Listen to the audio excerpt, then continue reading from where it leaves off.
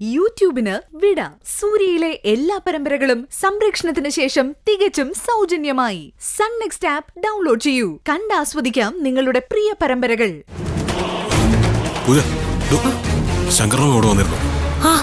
അച്ചോട്ടൻ കണ്ടിരുന്നോ? ഞാൻ ഇങ്ങോട്ട് വന്നിറങ്ങുമ്പോ അയാളെ പോലെ ഒരാള് പുറത്തേക്ക് പോകുന്ന തോന്നി. അപ്പോ അത് ശരി തന്നെയാ. ഞാനും ആളെ കണ്ടതാ. ഇവിടെ വന്നിരുന്നോ? അത് ഞാൻ മരുന്നുമായി വരുമ്പോ ഇവിടുന്ന് ഇറങ്ങിപ്പോന്നത് കണ്ടു. ഞാൻ ഓടിയെത്തുമ്പോഴേക്കും ആള് പോയി. പക്ഷേ അച്ഛനോട് ചോദിച്ചപ്പോ വന്നില്ലെന്നാ പറഞ്ഞേ. വന്നില്ലെന്നോ? അതെ. അച്ഛനെ കാണാൻ അകത്ത് ആരും ചെന്നിട്ടില്ലെന്ന്. അച്ഛനെ വിളിച്ചു വരുത്തി അപായപ്പെടുത്താൻ ശ്രമിച്ച ആള് ആരും കാണാതെ ആശുപത്രിയിലേക്ക് വരണമെങ്കിൽ അതിനൊരു കാരണം വേണ്ടേ? അജുവേട്ടാ, എനിക്ക് ആലോചിക്കുമ്പോ തന്നെ പേടിയാവുന്നു. ഇനി ശങ്കരങ്ങളെങ്ങാനും വീണ്ടും അച്ഛനെ ആക്രമിക്കാനോ മറ്റോ. ഇപ്പോഴൊന്നും സംഭവിച്ചില്ലല്ലോ. താൻ ധൈര്യമായിട്ടിരിക്കേ. സിസ്റ്ററെ, ഇങ്ങോട്ട് വേറെ ആരെങ്കിലും വന്നിരുന്നോ? നന്ദൻ സാറിന്റെ അനിയൻ വന്നിരുന്നു. എന്താ? അപ്പോ അച്ഛനെന്താ ഉറങ്ങായിരുന്നോ? അല്ല, പൂജയെ വിളിക്കാനാ എന്നോട് പറഞ്ഞത്. ഞാനിവിടെ നോക്കിയപ്പോ പൂജയെ കണ്ടില്ല. അപ്പൊ ഇവിടെ നിൽക്കുന്നുണ്ടായിരുന്നു ആള്. എന്നോട് പറഞ്ഞു പൂജ ആളെ ഇവിടെ പകരം നിർത്തിയിട്ട് പോയതാന്ന്. എന്താ? ഒന്നുമില്ല. സിസ്റ്ററെ, ഇനി ആര് വന്നാലും ഞങ്ങൾ ഇവിടെ ഇല്ലെങ്കിൽ അകത്തേക്ക് കടത്തി വിടണ്ട. എന്താ? എന്തെങ്കിലും കുഴപ്പമുണ്ടോ? ഇതുവരെ ഇല്ല. ഇനി ഉണ്ടാവാതിരിക്കാന്. ശരി. കണ്ടില്ലേ, ശങ്കർറാം ഇവിടെ വരികയും നന്ദനങ്ങളെ കാണുകയും ചെയ്തു. എന്നിട്ട് അച്ഛനെന്താ എന്നോട് പറയാത്തെ? നമുക്ക് നേരിട്ട് അങ്കിളിനോട് തന്നെ ചോദിക്കാം. താവാ.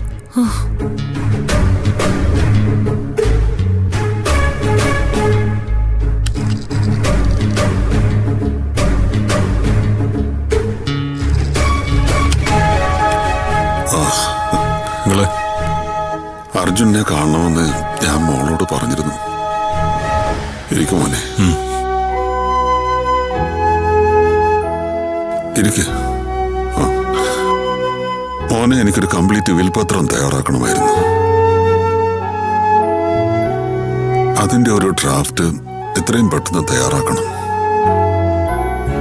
ഇവിടെ നിന്നിറങ്ങുമ്പോഴേക്കും അതൊന്ന് രജിസ്റ്റർ ചെയ്യണം. അതിനെക്കുറിച്ചൊക്കെ നമുക്ക് സാവകാശം ആലോചിക്കാം. മോനെ, ചില കാര്യങ്ങളൊക്കെ പെട്ടെന്ന് തന്നെ ചെയ്യണം. വെച്ചു വൈകിച്ചുകൂടാ. അത് എങ്ങനെയാണ് ചെയ്യേണ്ടതെന്ന് ഞാൻ വിശദമായിട്ട് പറഞ്ഞുതരാം. താൻ പെട്ടെന്ന് തന്നെ പേപ്പർ തയ്യാറാക്കുക. അച്ഛാ, ഇത്ര തിടുക്കപ്പെട്ട് വിൽപത്രത്തെ കുറിച്ച് ചിന്തിക്കുന്ന എന്തിനാ? ആരെങ്കിലും പേടിച്ചിട്ടാണോ? ശങ്കർറാം ഇവിടെ ഒന്ന് പോകുന്നത് ഞാനും പൂജയും കണ്ടിരുന്നു. സിസ്റ്റർ അത് പറയുകയും ചെയ്തു. എന്നിട്ടും അങ്കിൾ എന്തിനാ വന്നില്ല എന്നാണ് പറഞ്ഞത്?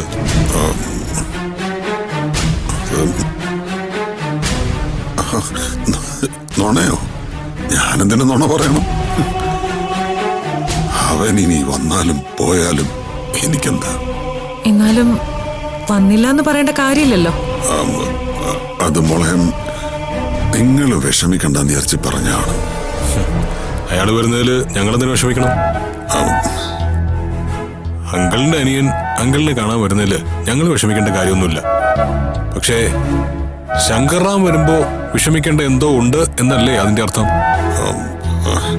നീ അത് വീട് അർജുൻ. വെറുതെ കാട് കയറുന്ന എന്തിനാ? അങ്കിളല്ലേ ഞങ്ങളെ കൊണ്ട് ഇങ്ങനെയൊക്കെ ചിന്തിപ്പിക്കുന്നത്. ശരിയാണ്. ശങ്കർ വന്നു. ഞാനൊന്നും സംസാരിച്ചില്ല. കണ്ണടച്ചുറങ്ങിയതുപോലെ കിടന്നു. കുറച്ചു കഴിഞ്ഞപ്പോ അവനങ്ങ് തിരിച്ചുപോയി. മക്കളെ, എന്റെ ജീവിതത്തിൽ ഇനി നിങ്ങളൊക്കെ ഉള്ളൂ. അത് മതി എനിക്ക്. അപ്പോ ഇത്രയെങ്ങാലും കൂടെ നിന്ന് അനിയൻ അങ്കിളിനോട് തെറ്റ് ചെയ്തെന്ന് തിരിച്ചറിഞ്ഞിട്ടുണ്ട്. എന്ത് തെറ്റാ ശങ്കർ ചെയ്തെന്ന് കൂടി പറയാമോ? എന്തിനാ അർജുൻ അനാവശ്യമായിട്ട് ഓരോന്ന് ചെയ്യാൻ നോക്കുന്നത്? ഇത് നിന്റെ കോടതിയൊന്നുമല്ല കേട്ടോ. എന്നാ ശരി, അജുവേട്ടനോട് പറയണ്ട. എന്നോട് പറഞ്ഞൂടെ അച്ഛന്? പറയാനും മാത്രം ഒന്നുമില്ല മോളെ. അച്ഛനെന്ന് പ്രിയ വിളിച്ചിട്ടല്ലേ പോയത്? അത് അന്ന് തന്നെ നിങ്ങളോട് പറഞ്ഞതല്ലേ. അന്ന് പൂജയുടെ എതിർപ്പ് അവഗണിച്ച് പോകുന്നതിന് മുമ്പ് അങ്കിൾ ഒരു കാര്യം ഇവളോട് പറഞ്ഞിരുന്നു. പൂജ പറഞ്ഞതുപോലെ അവിടെ പ്രിയയോടൊപ്പം ശങ്കറും കൂടിയാണ് കാത്തു നിൽക്കുന്നതെങ്കിൽ അവരോട് നേരിട്ട് അങ്കിളിന് ചില കാര്യങ്ങൾ ചോദിക്കാനുണ്ടെന്ന്. വർഷങ്ങൾക്ക് മുമ്പ് അങ്കിളിന്റെ കുടുംബം തകർത്ത ആ ആക്സിഡന്റിന് പിന്നിലെ സത്യം എന്താണെന്ന് അങ്കിളിന് അറിയണമെന്ന്. ശരിയല്ലേ? എന്നിട്ട് അങ്കിൾ എന്ത് സത്യമാണെന്ന് അറിഞ്ഞത്? ചില കാര്യങ്ങൾ മനുഷ്യന്റെ മനസ്സിൽ തന്നെ വെക്കേണ്ടതല്ലേ അർജുൻ. അന്നത്തോടെ വലിയൊരു സത്യം ഞാൻ അറിഞ്ഞു. ഞാൻ നാളുകളോളം അവഗണിച്ച, പുച്ഛിച്ച് തള്ളിയ, വാക്കുകൾ കൊണ്ടങ്ങേറ്റം മുറിവേൽപ്പിച്ച ഇവളാണ് എന്റെ മകളെന്ന്. സ്വന്തം ചോരയെ തിരിച്ചറിയാൻ ശ്രമിക്കാതിരുന്ന പാപിയാണ് ഞാനെന്ന് അന്നാണ് എനിക്ക് മനസ്സിലായത്. അച്ഛാ, അച്ഛനോട് ഒരു കാലത്തും എനിക്ക് ദേഷ്യമോ വെറുപ്പോ ഒന്നും ഉണ്ടായിട്ടില്ല. അതുകൊണ്ട് എന്നെ പ്രതി അച്ഛൻ സങ്കടപ്പെടണ്ട. ഞങ്ങൾക്കിപ്പോ അറിയേണ്ടത് വേറെ ചില കാര്യങ്ങളാ. അതിപ്പോ അച്ഛൻ തന്നെ പറയുകയും വേണം. അന്ന് ആ പാർക്കിലേക്ക് അച്ഛൻ ചെല്ലുമ്പോ പ്രിയ അവിടെ കാത്തു നിൽക്കുന്നുണ്ടായിരുന്നു. പറയച്ചാ.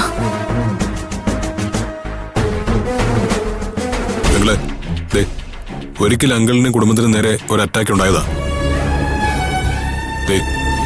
ഇനിയും അവരുടെ ഭാഗത്തുനിന്ന് ആ ശ്രമം ഉണ്ടാവും. അതുകൊണ്ടാണ് ഞങ്ങൾ ഈ ചോദിക്കുന്നേ.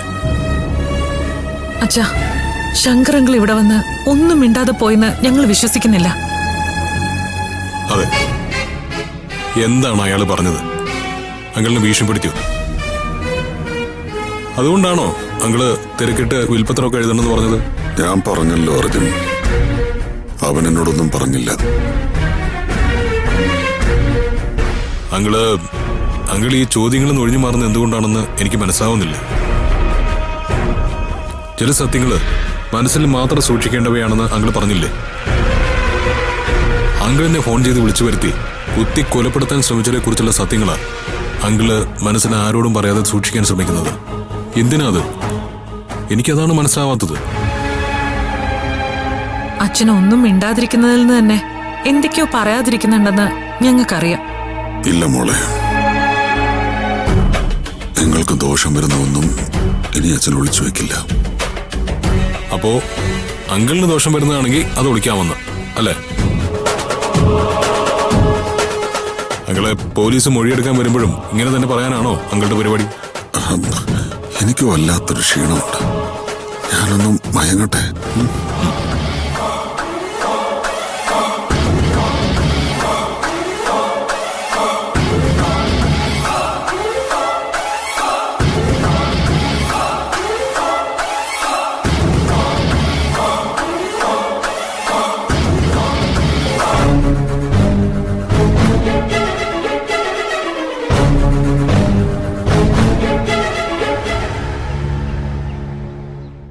കേട്ടിടത്തോളം തന്റെ അങ്കിൾ എന്തോ ഒളിക്കുന്നുണ്ട്.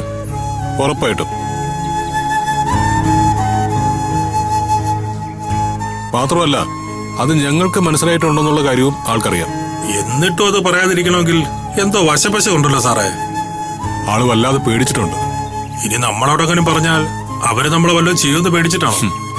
ഇനി ഇതിൽ കൂടുതൽ എന്ത് ചെയ്യാൻ? നിങ്ങൾ രണ്ടാളും കണ്ടത് ശങ്കർറാമനെ തന്നെയാണല്ലോ അല്ലേ? ആ, രണ്ടാൾക്കും ഏതായാലും ഒരേപോലെ തെറ്റുപറ്റില്ലല്ലോ.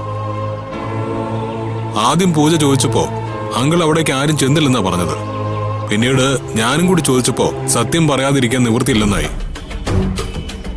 അപ്പോ ശങ്കർറാം അവിടെ ചെന്നു എന്ന് സംഭവിച്ചു. പക്ഷേ ഒന്നും മിണ്ടിയില്ലെന്നായി. അത് പച്ച കള്ളമായിരിക്കും. പക്ഷെ എന്തിന്? എനിക്കതാണ് പിടികിട്ടാത്തത്. കാര്യം ഇതിനു പിന്നിൽ ശങ്കർറാമും സേനാപതിയും തന്നെയാ.